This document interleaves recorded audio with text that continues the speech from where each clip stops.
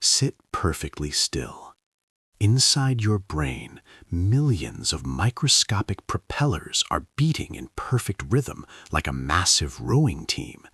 They're churning your spinal fluid into a high-velocity whirlpool, creating a physical wake you can feel as a rush of heat.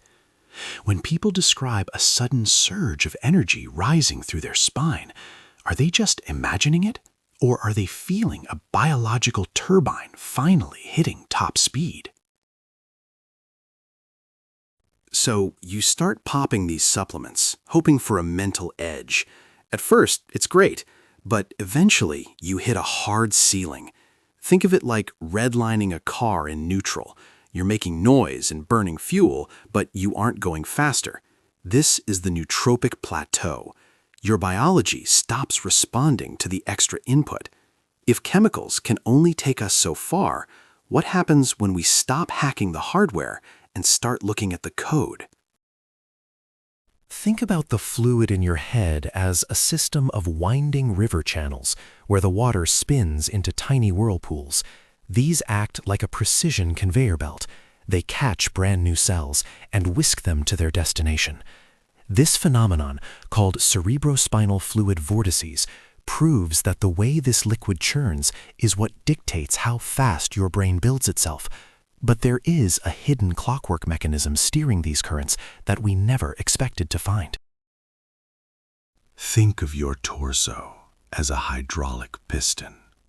You take a massive breath to fill the tank, then clamp down on your stomach and throat to force that internal pressure upward.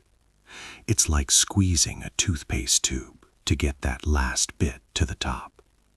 After 15 seconds, you've successfully triggered a manual pressure spike in your third ventricle. This is Protocol 1. But once you've forced that fluid to the top, you're about to flip a very specific biological switch. Your nerves act like a self-repairing highway, where the potholes actually fill themselves in. Your cells wrap up their own broken machinery to recycle it for fuel, which is called autophagy. They even reach out and swallow external debris through phagocytosis. If your body is physically chewing through this cellular clutter, picture what happens when that clutter is the biological footprint of a deep psychological wound. Because that process is happening in a place we never thought to look. Think of your body like a high-pressure valve. If you drop into a deep lunge and flex until you're shaking, you're forcing a manual override on your biology. Hold that tension for 2 minutes and your system hits a breaking point. This is somatic positioning, a physical trigger that flips an internal switch at the cellular level. Your muscles are acting as a hardware key, but the signals this key sends next, well, they aren't going to your brain. Ever wonder why we keep sabotaging ourselves, even when we know better? It's like trying to drive a car with the parking brake permanently jammed. Your brain's hardware actually struggles to let go of old patterns because tiny molecular obstacles physically block your DNA from reading new instructions. Researchers call this epigenetic lag, where your cells stay stuck in a loop of past trauma.